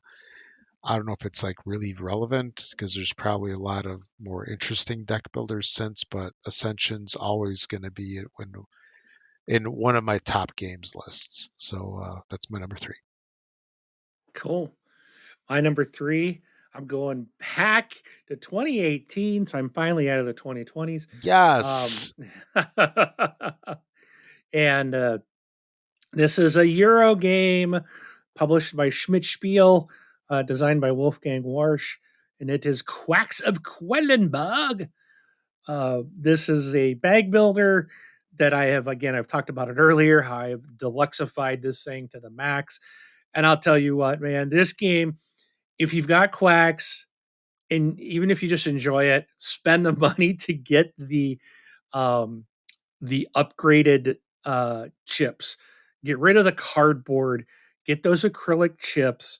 They are again. Rob and I we had a whole special about. We had a whole podcast about just upgrades and the how it changes the game. And I've had so many people that I've played this with since I've got my upgrades. They're like, oh, just the clinking of the acrylic tiles, is the feel of them, the The sounds they make. tactile It's just feature, that yeah. tactile enjoyment is incredible. And it's crazy how something so simple like that, like just putting your hand in and kind of shuffling up the cardboard compared to the acrylic tiles is it's just so much more enjoyable. It adds something more to the game. It really does. But Quacks is it is a push your luck game, and it can be frustrating when you pull it out. You've got tons of tiles or chips in your bag, and you're just pulling out the white cherry blossoms, and it's like boom, boom, cherry bombs, boom, boom, boom, and then you're exploding your pot and you get nowhere. And it's just like, oh, come on. You know, how can I be pulling the white ones out when I've got so many other chips in there? It's just the way it is. But the game is so much fun, as you're going through and you're trying to outdo other people, and especially you get to that final round and you're like, okay, where is everybody on the scoreboard? And do I push my luck? I know where they went, and do I go farther because I need more points? And but I might be sitting at 7 cherry bombs already. I can't go over, and it is really a lot of fun. And I do like the fact that this game, of any game I've ever played, everybody is in the game on the final round. Doesn't matter how far back you are in score, because they have a mechanism that when people are moving up on the victory points and you're not, you're getting additional, you get to move forward in your pot where you're starting each round based on how far back you are. So it keeps people in the game, and it makes this game, like, otherwise people could just run away, and there'd be like no hope of catching up. This mechanic allows people, basically, again, you go into that second to last round and someone could be way ahead. They could still likelihood of them winning is still not guaranteed, because of the kind of the other mechanic that it just keeps everyone in this game. So it's really interesting. The scores are always seem to always come out, within a good range. You're not that far away from each other. And it's just absolutely fun for people of all ages. Very easy to learn. And then, like I was talking about earlier, how like the recipe books. So, you pull a red chip out of your bag. Well, you know, it might mean, okay, well, if you have one pumpkin out or two pumpkins out, you get to move an extra space or two with this chip. But if you flip the recipe card over, it's completely different things. So there's all these different, so much variety to how you play this game. It can change every time you play, where the chips will do something completely different. So that's really cool. Again, Quacks of Quedlinburg. This is my number 3, and this is going to stay here for a very long time. Yeah, that's an awesome game. I love it as well, and I love that you taught it to me too on the con. Yep. My number two is Manhattan Project. This will always be a special game in my heart because it's one of my first games that I played that I was like, this game is freaking awesome. It's been in my collection ever since. Now, this game is one of the games that came out of, I believe, Kickstarter in the early days of Kickstarter by Minion Games. Minion Games was a small publisher that was, I think, instrumental to a lot of folks getting up on Kickstarter because James Matthew, the owner of Minion Games, he did a blog and he helped like so many people ramp up like how to do a Kickstarter, how to do manufacturing with China because it was all brand new back then. It was like uncharted territory. And Minion Games came out of that. He kind of like, I don't say blogged the whole thing, but he came out with his recipe for success that led to a lot of other folks, launching very successful companies. Um, and so Manhattan Project is, when you think Manhattan Project, you think of bombs. Well, yeah, yeah, that's kind of it. You're basically you're basically a nation that is doing various things using worker placement to build factories to generate yellow cake, uranium, various things to it's an engine builder game to basically make bombs and nuke your opponents. Hey, all right. Nice. Nice, nice. It's just so much fun. This is one of the first games that I played that really gave me a sense of I I I made this awesome engine. It's like this is giving me this, which is letting me do that, and it's built letting me build this. It like I call it like chaining. It lets you chain and like create things, and you feel like you're really accomplishing something when it's like, okay, I get this from here and I'm going to apply it here, and I get this and I get that. It just I feel smart. I want to say I normally feel smart, but I feel smarter when I play this game, or you at least have a moment of success where you feel like you've really accomplished something. But it's a really fun game. This is another game where like the artwork, it's not the best, but put that aside, play the game. It's a lot of fun. Now, Manhattan Project came out over 10 years ago. Minion Games is not around anymore with the passing of James Matthew. He passed away a couple of years ago. He had a couple of follow ups, like there's Manhattan Project 2, and I think there was one Energy Empire. There's a little card game as well, and it got picked up by another publisher. And his last Kickstarter that he had, it was fulfilled by another company. I forgot which one it was, but it's really awesome that they did that. And yeah, it might be a harder game to find. If it's at your local game store, it's probably a very dusty copy, but it's very well worth it. Um, I enjoy the game a whole lot. That's Manhattan Project from Minion Games. And that is my number 2. All right. So you might be surprised, Rob.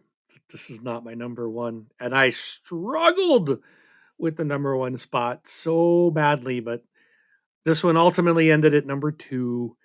But this is a game of intriguing dice, tactical card play, powerful heroes, and unique abilities.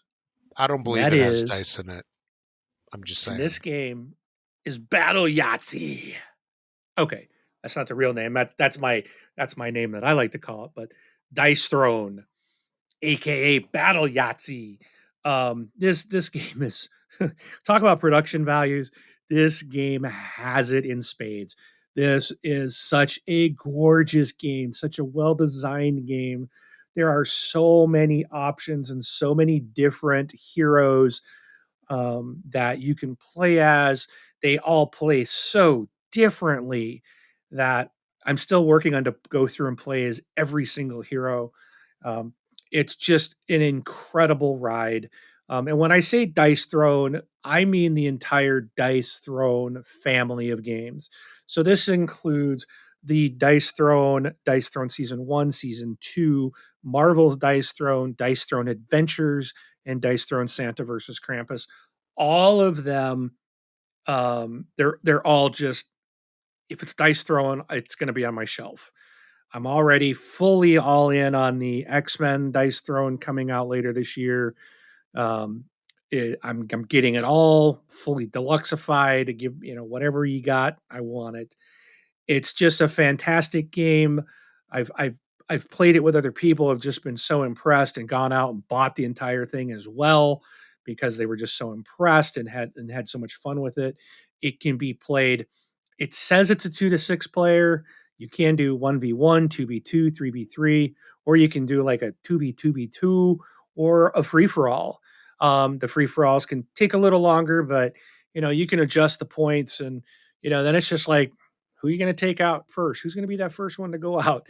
But there's just so much fun to this game, and trying to pull off your ultimate to do the max damage to somebody, and then you know, or you think you got this, you're like, oh, I'm gonna powerful attack, and they're gonna play a card that reduces the damage by 6, or makes you re-roll. You roll your ultimate, and then they throw a card out that says make an opponent re-roll one of their dice, and you're like, no, no, you know how hard it is to get an ultimate. There's just yeah, it's fun. It's great for all ages. It's just a fantastic game. Dice Throne will live in my top probably 3 for probably forever. I mean, I love this game so much. It kills me that it's at not number 1, but I'll explain probably why um, in a minute. But Okay. Dice Throne, my number 2. All right. My number one is Castles of Uno. Burgundy. Oh, I Yes, really thought you were going to say Uno. it's war. War. Oh my Yeah. gosh. No, my number one is Castles of Burgundy. This game came on the scene years ago, and it was a game that I played. I remember when I first played it, and I'm like, this was fun. I want to play this again. And I never had a time where I really had any bad experiences with this game, even when I didn't win. It was a fun game Yeah. because some people have problems with that. But it was such a great game. The only thing I could knock on it is just the colors, but that thing's been talked to death. And when they made the anniversary edition of Castles of Burgundy, they didn't help. They didn't they didn't fix it very much. And I could even argue with the special edition, which is amazing. It is literally one of the best games that I have in terms of production value. You know, the colors are this is coming from a colorblind guy. The colors could still be better, but they're fine. But I just love this game so much. Mark talked about it earlier. I think this is our only overlap game that we've got in It our is. lists. So I'm not going to go on and on about it, but it's just so awesome. The special edition is incredible. Awakened Realms did a fantastic job on this. They're coming out with a reprint of the special edition. I think this year they said on like their annual, I forgot what it's called, show. But if you haven't picked it up yet, definitely look at it. And I think I saw that they were going to make the acrylics available, right? Didn't they say So that? let me go and look. They are doing a reprint. I don't I don't think there's nothing on it yet that I've Mhm. seen, but they are doing the reprint of that. So I'm hoping that it's not just the special edition, and I'm hoping they reprint the acrylics and the 3D buildings and stuff, because Yeah, those were like add-ons. yeah, So I really hope it's a full, but right now it just says Castles of Burgundy special edition reprint, which you can go to GameFound and follow. yeah. This is scheduled to release the second quarter of 2024. So that would be any time between April and June that this will go live on GameFound. Sure. So if they do the acrylic tiles and the 3D buildings, I'm going in.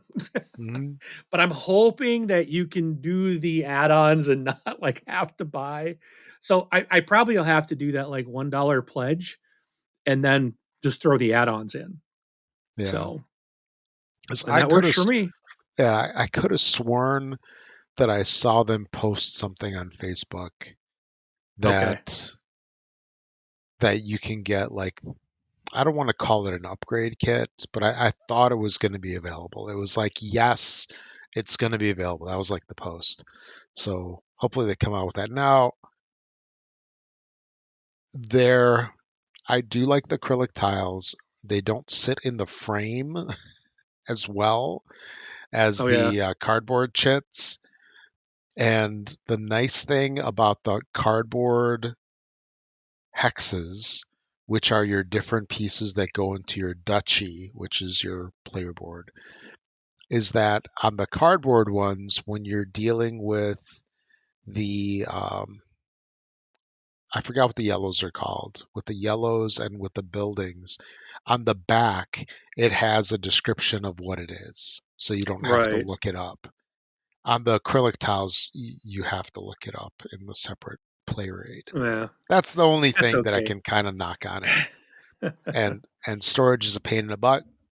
It's one of those games, unfortunately, that if you buy the acrylic tiles, they don't fit as well in the box as the regular tiles. But other than that, it's an amazing game. Love the game. Castles of Burgundy, easily my number one in terms of like, if you go to me like, hey, dude, you want to play Castles of Burgundy? I'm like already setting it up by the time you finish that sentence. It's that's why you should have said this. You should have said, let's play Castles of Burgundy when we were playing our I, our con. But I, no, I, I told you we were going to play it before I got there. mm, We both said, heck yeah. And then just, you got too many games, man. You've got I know. insane how many Yeah, games you I have. had so much stuff out there we totally forgot. Yep. But next It's all time, right. next time. It's at my house too. So, Yeah, and you could always bring it to Gen Con too, since that's you drive true. down. That is So, true. Yeah, we can play it by Franco. Introduce yep. him to it because actually I don't remember if he played or not. He, I, Because it was me, Brun, you. No, Brun took over Run for took you. over for me. Yeah, I think he played. yeah, I'm he pretty did. sure he did. But Yeah. now we got to bring the pretty version. Yes, exactly. So, So anyway, so that's my number one, Castles of Burgundy. all right. And So what's that your leads number me to one? my number one. What This is can the game that eclipse Dice Throne? this game was. I think this one, the couple of reasons why this game, I'm going to tease it out a little longer. A couple of reasons why it beat out Dice Throne. Number one, I thought the game was it was something I really wanted to like. I was intrigued by the box art, by the look of the game, the components that were in this game, but it looked like it might be something that was like a heavyweight game. It turns out it's not. It's something that I was able to pick up very easily. There's a lot of replayability. There's a unique lazy Susan in this game to store all your polyominoes. Um, and this game is from Adam's Apple Games, designed by Ryan Lambert and Adam Ryberg, and that's Planet Unknown. This is one that I've said this before that Rob and I had talked about, and I had missed the game found, and I had joined the second run, the reprint of this one, which still isn't out, Yeah, I and got it's that one coming out too. this year. Yep. Yeah, so both of us were on this, and then at Gen Con, they actually had this game for sale. And I'm like, I've already got it, but I wanted this one so bad that I bought it there. And I don't regret it. I have had so much fun playing this game. I have taught this to other people. I had a guy, he was new to our group. I taught it to him and some other people. The next week, he was there with a friend who said, you got to come play this game. And it was Planet Unknown. And his friend absolutely loved it too. It's just, it's just one of those. It's fairly easy to pick up. There's a lot of variety by, you can. It plays up to 6 players, and you can do a um. I just lost my train of thought. Oh, everyone can play like the same corporation where you all have the same planet board and you all have the same resource tracking board. Or you can flip those over and there's different planets with different ways to play, things you can't, certain restrictions. You can flip over the resource trackers and there's different corporations and there's like and everyone is different. So there's different ways to play the game. So one you might want to have more of a frozen planet to get because you're going after water. So maybe that's your main resource you're trying to get the bonuses for. Maybe you want one that where you get more rovers out compared to other players. And there's just so many different ways to play and benefits. As one has more rovers, they're going to suffer in some other aspect of the game. So it's a really nice balance, and it's just such a great title. The new release, the new reprints coming out later this year. I think it slipped to August, I believe now. But they've got a lid now for the Lazy Susan because the only problem that I have in the game is I store it vertically, so Yeah. all the pieces fall out of the Lazy Susan. So when you open the box, they're all over the place. So this re-release, they're putting a lid. They've had game trays which made the Lazy Susan. They've now designed a lid that goes on it and will prevent that from happening.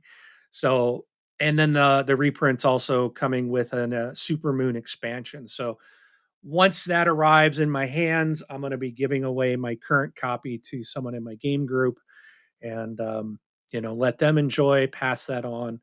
But Planet Unknown is my number one game. And again, this is going to live at the top of my list for a long time.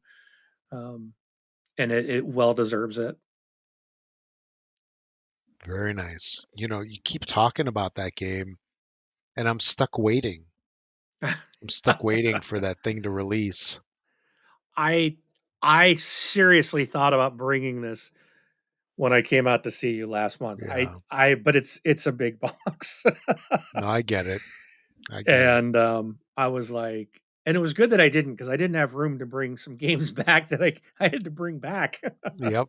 My suitcase was packed, but That's yeah, how it goes. I'm just like, yep. Well, you'll get to play it. You'll get to play it next year, or no, sometime this year, later this year. Whenever. Yeah. If you don't get it out to the table, I'll make sure it happens at the Pacific Northwest Con. So Yeah, that or maybe I'll bring it to Gen Con. Who knows? if We'll you see. get it, if it does get out, but I don't think it's coming till August, which would be after because Gen Con's August 1st through 4th. Yeah, it's right in the beginning. So I'm not expecting it by then, but I think I've got it listed on our sheet here. Okay. I've got it listed as April, but I'm pretty sure that slipped. Yeah, So I don't read a whole lot of those Kickstarter updates because they're all like, here's the reason why we're not shipping yet. That's just what all of them are basically. But yeah, I don't remember seeing anything like, hey, we're shipping anytime soon. yeah, no, So I'm pretty sure the last time I saw it was where I saw a date was like August. mhm. So, It's all right. which So stinks, but so those were our top tens currently right now in the beginning of 2024. We'll see how they change over time. But all of these 10 games hold a special place in our heart for one reason or another. And yeah, I'm curious to see how this may or may not get dethroned in the coming months and the coming years. So, all right, that is, I believe that's it for episode 68. Do you have anything else that you wanted to add before I we do take it not. home, take it out? Let's wrap it up. All right. So that's episode 68, our all time faves 10 of mine, 10 of Mark's. One overlap only this time around. We'll see how it goes in the future.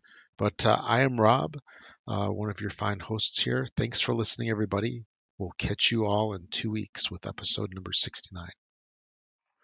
And before I sign out, I do have the I'm on the update that had the timeline. So they are regional logistics. So it's going to be at the fulfillment center. It's estimated August this year. So probably September, Yeah. late August, September before we see Planet Unknown reprint. But all right. With that, I am Mark, and we'll catch you at the table.